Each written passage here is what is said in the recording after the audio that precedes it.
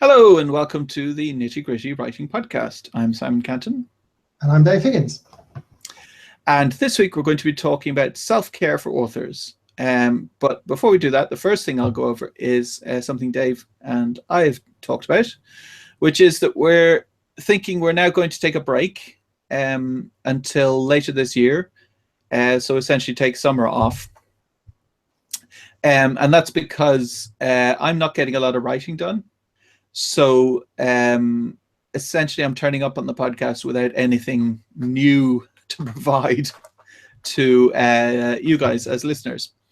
And we haven't had any nibbles for the third co-host, which would have kind of brought something new to the whole podcast.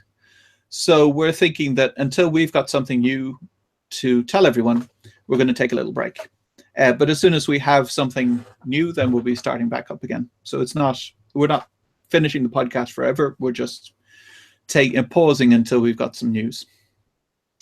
So with that out of the way, we'll do our weekly roundups. And Dave, you can go first. Right. Shockingly enough, another drabble. I'm still scraping together ideas. People are still liking them. So that's working for me. And I'm still giving me the feel for what the size of an idea is and how tight you can get things before it comes to the point where there's so much of it in my head that no one else gets what I'm talking about. So that's going well.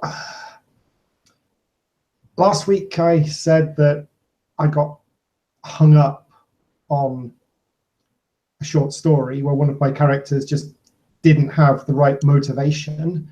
I suddenly woke up one morning last week with an idea for how to avoid the story going to extremes in either direction, so I could actually keep the story I was trying to tell and the character. And so I've been hacking through that, changing things, trying to get that new idea through the whole story. So like 2/3 of the way through fully integrating that, but it's all holding together and it all makes sense. So that's good. Should have that done early next week, and then I can do a final polish to check I haven't missed anything, and that's done. Excellent. I was going to say your drabble this week. One of our readers said it, but I seconded it. It was very creepy. Yes, my self-purifying society. It seems this one and the last week's one, it seems like you want to write horror more than anything else, or creepy fantasy maybe, or creepy speculative fiction. Well, I mean, of all the longer things I've written myself, the ones that tend to get picked up for collections, or the ones where I come up with an idea and then it turns into something longer, do tend to be at the grittier end. I mean, Dragons and Magic works very well, but certainly I think you were bringing in the absurder edge of it. And it wouldn't have been nearly as absurd if I'd written it. Seven Stones is gritty. Lots of my stuff is gritty. So I can write other things, but I incline towards the Lovecraftian. So when you've got 100 solo books out, are people going to be going, what's this Green Star thing? This is ludicrous. This is nothing like his other stuff. Oh, if I've got people complaining that Green Star doesn't fit with the rest of my work, I'm okay with that because it means they're reading it.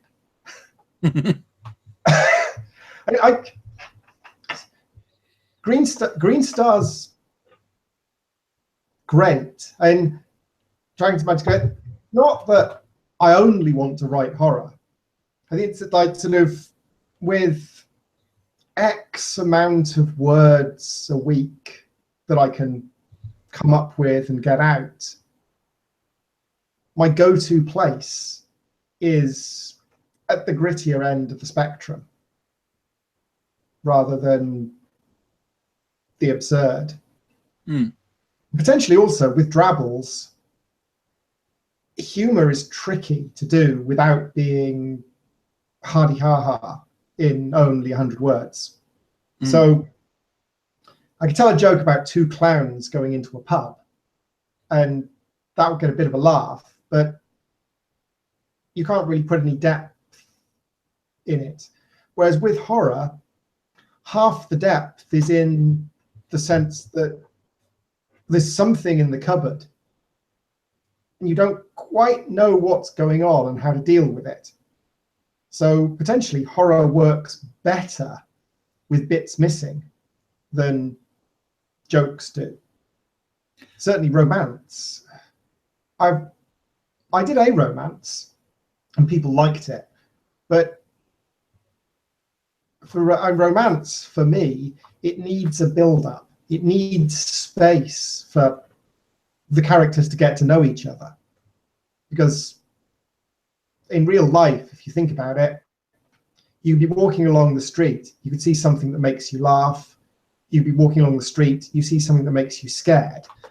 But you can't really be walking along the street and see something that makes you now in a lasting relationship that's going to make you happy for the rest of your life. So romance potentially has a longer minimum space it needs to work, which is something I might try to explore in Drabble, see if I can pack romance down, cut out the bits that aren't essential to the form and get it down to 100 words. But because I've written a few romances and the ones I've written that people have read, they like. So it's not a form I can't do. It's just a form I don't do as much because fundamentally when I'm reading, I go to the horror shelves before I go to the romance shelves. So when I'm writing, that's where I go to. As for me this week, I just wrote a Drabble and nothing else. But I liked the Drabble I wrote. It was a thing about, it was inspired by QI. QI had a thing where they were talking about, I think it was Greek, where you could swap with someone else all of your property and wealth. I forget, it's a long time since I saw the episode. I'm probably misremembering it horribly, but it was some kind of thing where whatever society it was in, if you thought that the other person was more wealthy than you, that you could swap over your possessions through some legal process. So that meant that people were trying not to appear wealthy. So I essentially just set that in the modern / slightly after today time, and that there was a democratic process where you went in every 4 years and could swap with some random person in the country. I did like that because I mean, you had the added value proposition that the swap obviously works on you get all the wealth, but so that's like the monetary value, the objective value, as it were. But subjectively, sometimes a really meaningless possession could be vastly valuable to someone. So I liked your idea that some people who were very poor didn't take advantage of the fact they could try to swap for a more prosperous life because it would mean losing something that was more important to them than wealth. So that was a good hook to hang it on for me. So that made it a good short story. You can feel a lot in that, because I think everyone feels that there's something that matters to them in their life that isn't just because it happens to be really expensive. Mm. So I think Like every possession, like think if you lost all your photos and every memento you've had of your entire life in order to get a bunch of mansions and stuff, would it be worth it? One thing I've noticed with all the reader, because I'm still getting reader emails every single week from a bunch of people. One thing I've noticed is that everyone, or not everyone, a lot of people take the idea to the next step. So they go, oh, that's interesting. So what if, and then come up with the next idea. Yeah. Which has made me think of my friend Jeff had an idea, which was branching stories. So in coding terms, you take, say you make a component like a little button. Then someone else could take that and branch it, which essentially means that they take your code and they make the button flash or something. So he was saying that you come up with a core story idea like a Drabble is, and then someone takes that and makes a short story out of it, or makes another Drabble with a slight variation on it, which is quite an interesting idea. Because it's just like a Drabble is essentially just a single idea. So then, yeah, I could see sort of. I don't know about the marketability, but in terms of the possibility, certainly for an ebook, you could actually capture the branching. So you'd create something, and then everyone who was inspired by, say, that Drabble, you'd link to their story at the end of the Drabble. So someone could pick a branch to go down. And then if someone was inspired by a first generation child, you'd put their work in and link it to the first generation child. And then you get really interesting things where someone could get a fusion between two of the children to create something. So you could link back into it and you get branches that re-merged. And so someone could read it and follow the stories. So I don't know. And if you had, it would possibly work better as a web page rather than an ebook, because you'd want to be able to add new things in and everyone gets all of the content. So either it would be free to play and you could join and stick your own stuff in, or you pay for access once, or pay for access per month or year or whatever. But, I think you just do it like Twitter. You just put ads in between. Like if you're linking, say you link to say it's a bunch of Drabbles leads to another Drabble, and every Drabble just has a little ad above or below it or something. That would support it monetarily, and then it's just text. Like it's not that difficult as a website to have a bunch of text and a bunch of links. Yeah, I don't know. I think it's a good idea, especially for Drabbles, because they're very quick to read. So you could see the evolution of the idea quite quickly. Like you could just go step to step to step to step, and it'd be like Chinese whispers, or what they call it here is jungle telephone, where essentially, if anyone's not familiar, it's where you get a bunch of people and you in a line and you whisper something to the first person and they whisper it to the next person and it goes down the line, and by the time it gets to the last person, the initial message is completely mangled. But in story terms, you would get someone jumping to the next idea who would jump to the next idea, and by the time you got to the end, you might start with this swapping idea and end up with a horror story on the moors of Broadmoor or something. Like it'd be a complete change. Very interesting. Anyway, so we better get on to our topic, which is self-care for authors. which is something I am horrible at. I don't know if you're any better, Dave, but I really don't take enough time to both physically take care of myself, exercising and that kind of stuff, and mentally take care of myself, because I'll just push and push and push and won't take downtime. Like, I will be sitting watching a TV show just thinking about the thing I should be doing. Unless it's a really good show. Yeah.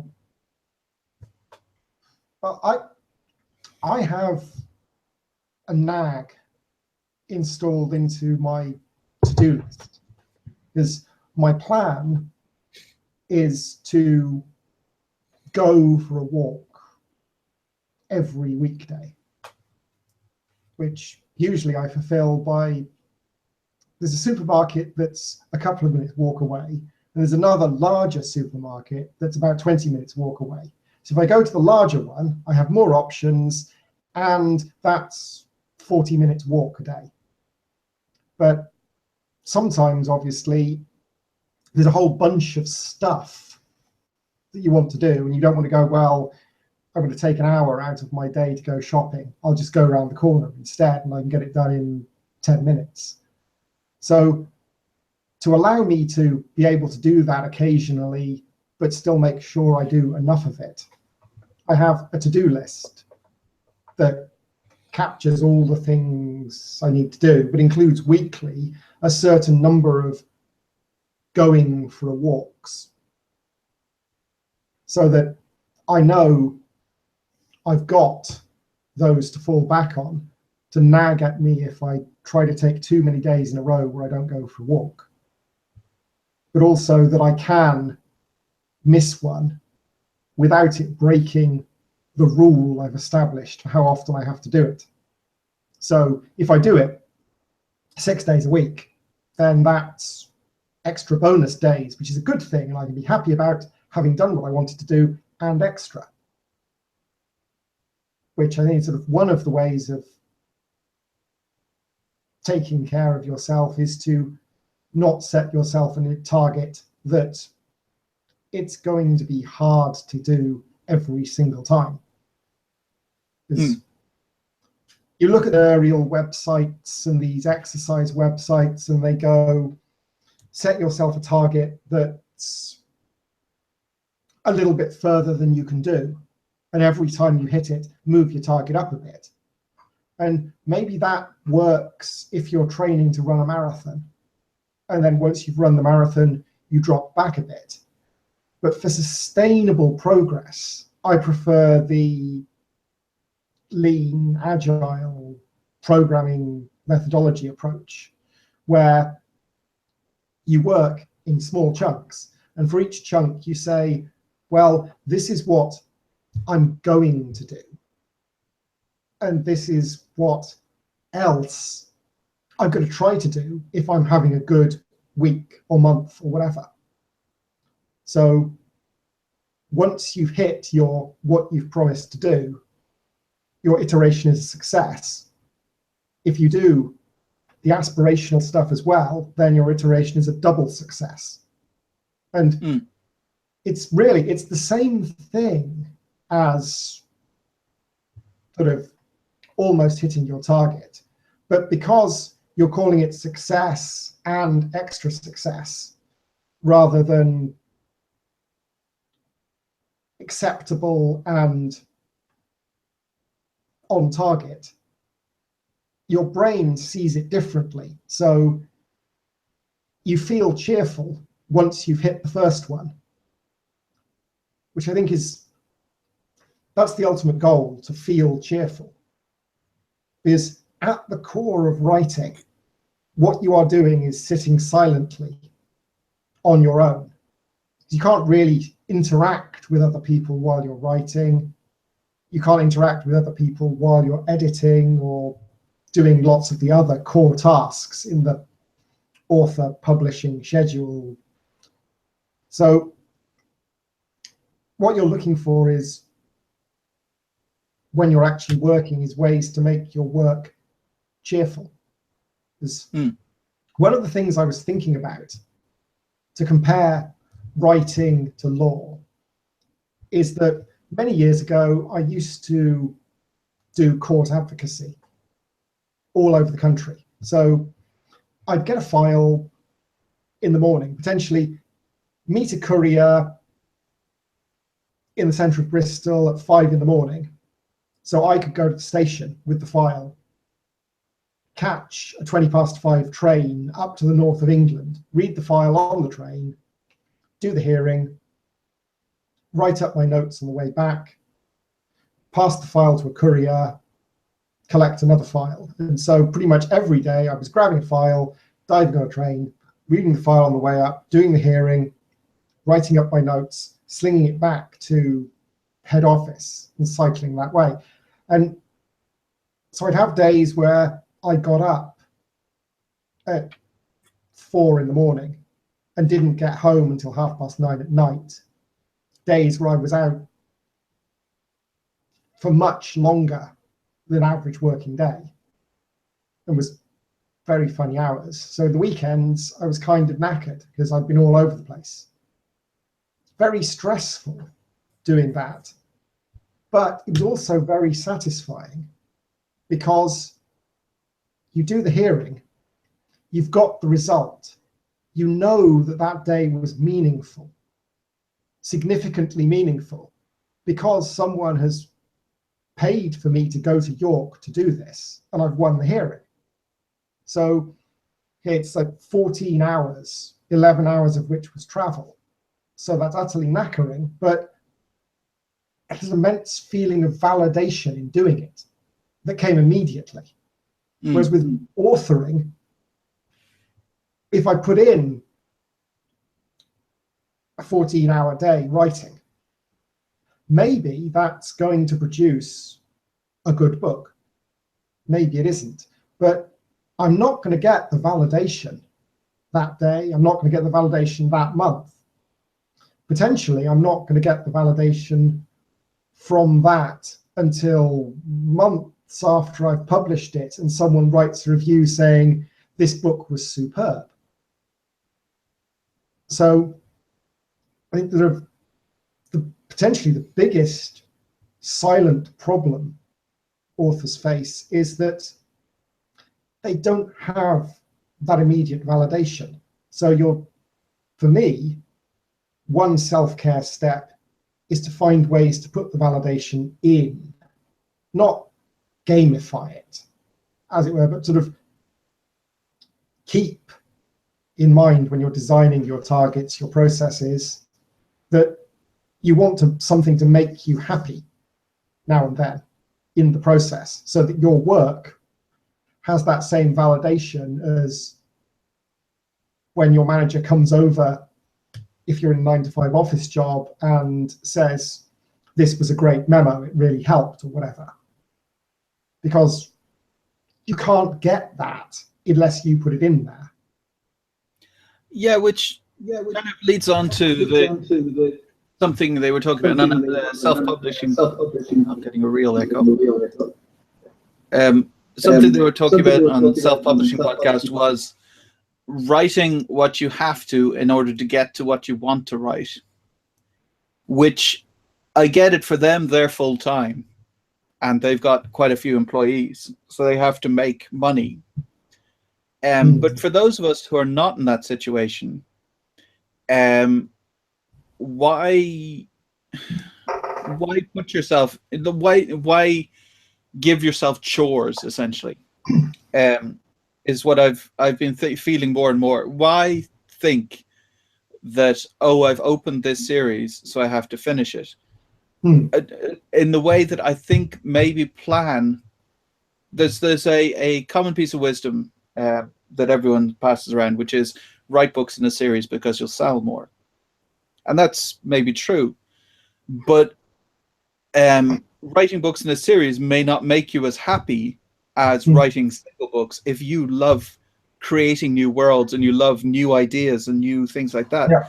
If you hate that, if you hate the world building stuff, or you find it burdensome, obviously try and write in a series because you only have to do it once. But if you love that world building, that's the thing that really kind of engages you, then why write a series of 6 books? Like, it just doesn't make any sense. Because there are plenty of authors out there that write single books, like Stephen King or Michael Crichton or, whoever.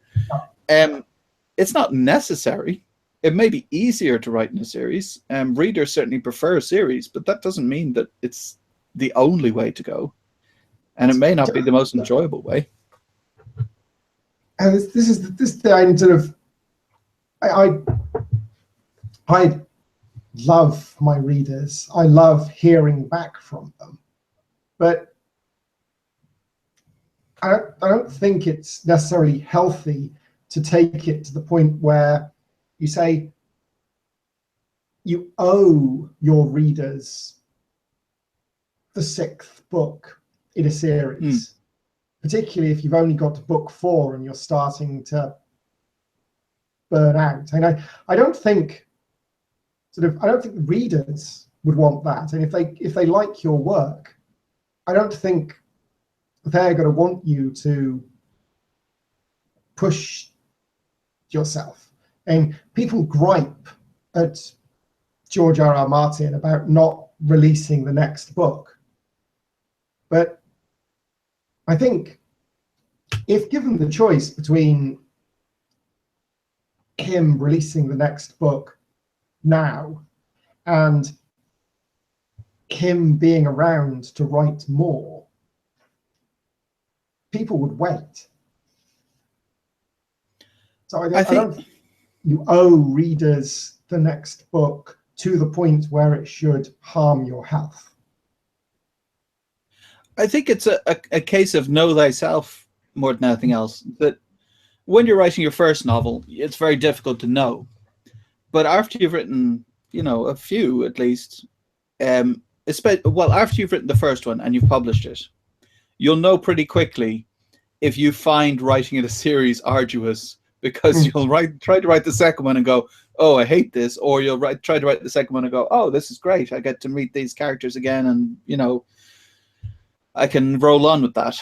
And everyone's different, so taking advice from successful people is fine, as long as you also take into account your own needs, your own makeup, how you respond to writing, what makes you like the common wisdom that short stories don't sell. Well, if you hate writing novels and you love writing short stories, then maybe say that it's okay to work a day job as long as you get to do the short stories you love.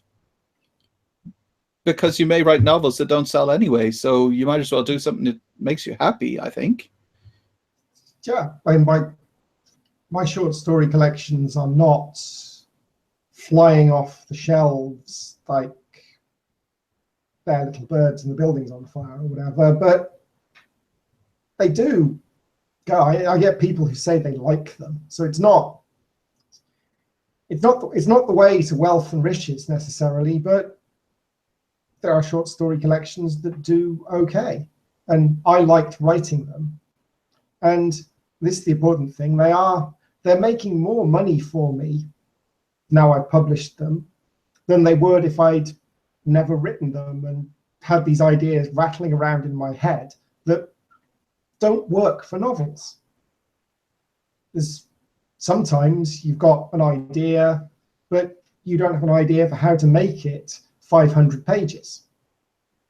So if you really do want to look at it from purely a profit basis, if it's a short story idea, you have a choice between waiting and hoping that eventually you'll find a way to slot it into a novel, or writing the short story, and maybe that short story will do something.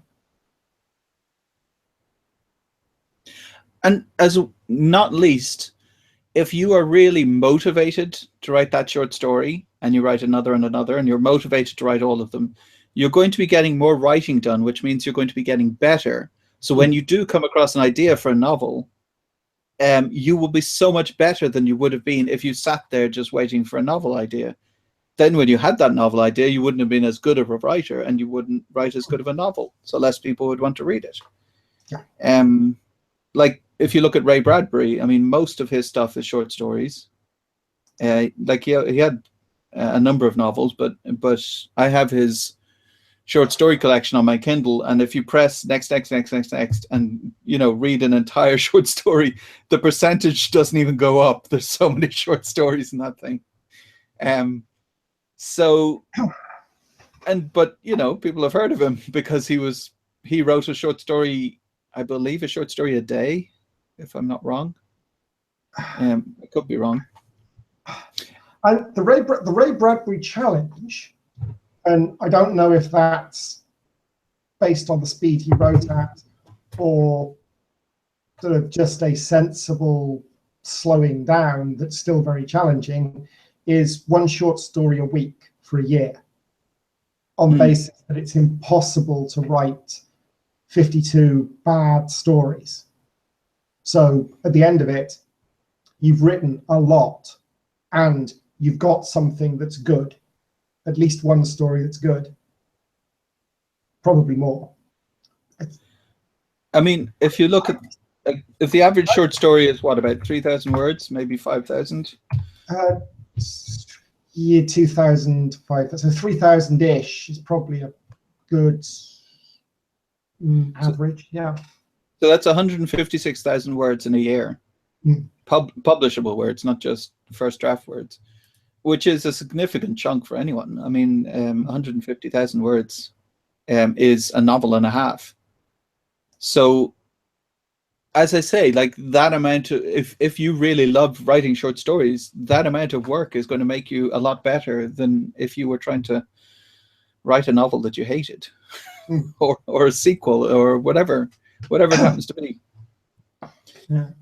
And I think your readers will be happy they got 52 good short stories. Yeah, so that's the being happy in your work. Do some don't do something that you hate. And if you're looking to make money, writing isn't the career for you, really.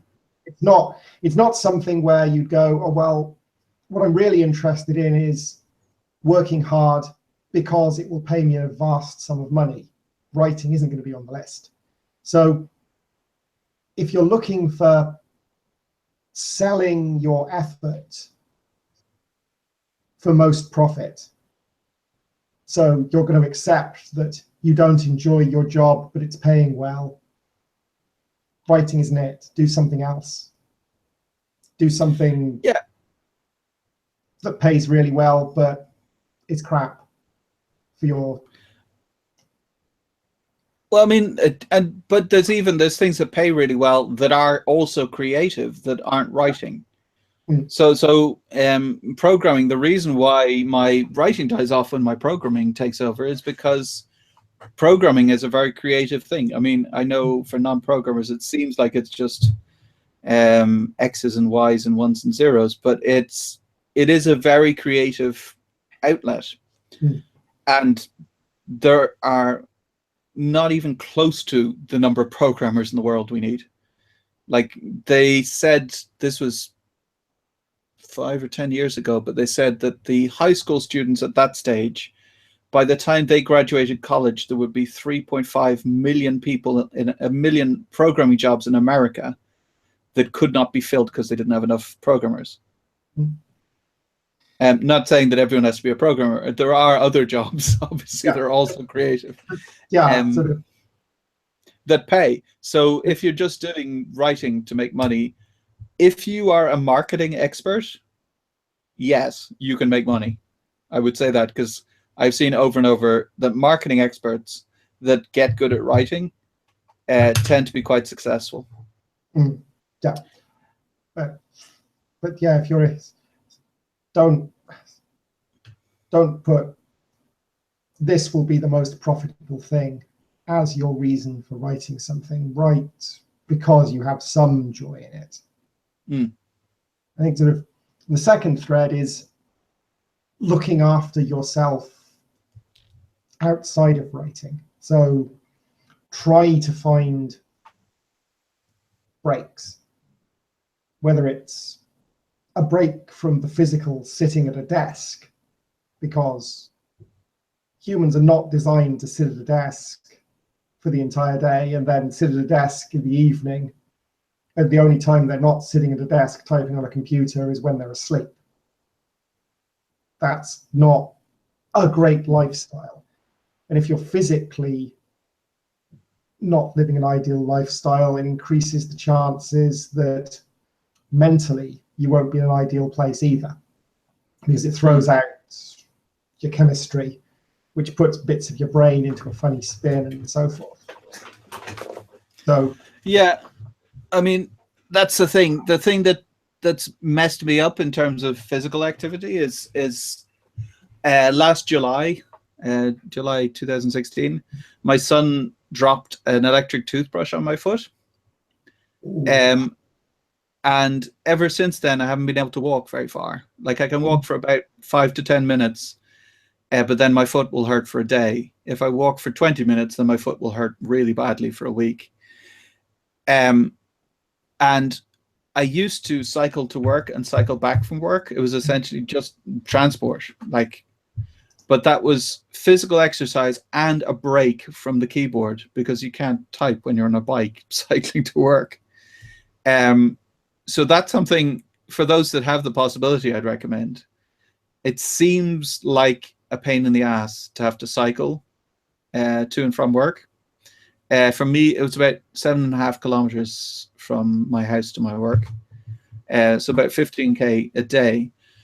But if you actually don't try and push yourself, like if you just enjoy the cycle as much as you can. If it's torrential rain, it's not much fun, but enjoy the cycle as much as you can, and just look at the landscape and the, whatever you're passing by, and don't just have your head down trying to cycle really fast.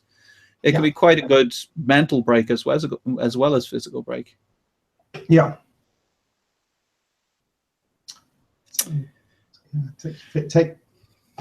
Take a physical break, take a mental break from writing to recharge yourself. If you need some way to push back on the brain weasels that are telling you should be writing rather than doing something else, put it in the inspiration column, that you're going for a walk because you want to find inspiration, to recharge your image banks, or you're going for a walk to give your unconscious a chance to niggle out the bits it's best at, or whatever. But take breaks from writing. Don't work a day job and then spend all of your free time working a writing job. And I mean, one way to do it as well is, if you have a significant other or children or whatever, if you arrange with them that it's just part of your routine, that after dinner you go for a walk or something, then it'll make it easier as well, because you're combining exercise with spending time with your family. Which, you kill 2 birds with 1 stone, and you don't have to, because you want to spend time with your family every day. And you also want to incorporate exercise, and it doesn't have to be running or playing rugby or karate or something. It can be just go for a walk. So you could just go for a walk with your wife or husband or boyfriend or girlfriend or whatever it happens to be. Or even if you've got children who are old enough who might want to go for a walk, it gives you a chance to connect with them, to talk to them. So that can be a good way to do it too. And we're kind of coming up on our usual end time, Dave. Was there anything you wanted to add just at the end? That there is this something I wanted to say, which is that if your car breaks, no one views you as being any less of a valid person if you take it to a mechanic to get it fixed. And the same applies to vacuum cleaners. And if you do end up with a sudden inexplicable pain in your foot, or an explicable pain because your son's a bit of a klutz, and you go to the doctor, that's seen as fine. So if you're feeling a little bit grey, unhappy, wake up in the mornings not really motivated. It's exactly the same. You are not less of a person if you think, I'm not sure if I can sort this all out on my own. I'm going to seek professional help. Absolutely. I'd refer people to, I'm not an expert on mental health, but there's one of the Penny Arcade guys was giving a talk at PAX because he suffered from depression from his teenage years until his 30s. And he went to the doctor and got medicine. And the whole of his adult life, he'd been thinking, well, this is going to change who I am. And he said he was right. It made him the same person, but just not depressed when he got medicine to help. So it's worth getting help if you need help. And if you feel like maybe it would help, it doesn't even have to be, oh, I'm definitely depressed or I'm definitely suffering from this or that. It doesn't hurt to go and see a medical professional. At worst, they're going to say, no, you're fine. And then you can go, okay, I'm fine. So, yeah. Grant. So, as I say, we will be back hopefully later this year is the plan. I've got coding stuff that should be finished in October, November time. So at the latest, then that should be when I start writing stuff again, I'm hoping. And in the meantime, thank you very much for watching, and we shall see you then. Bye for now.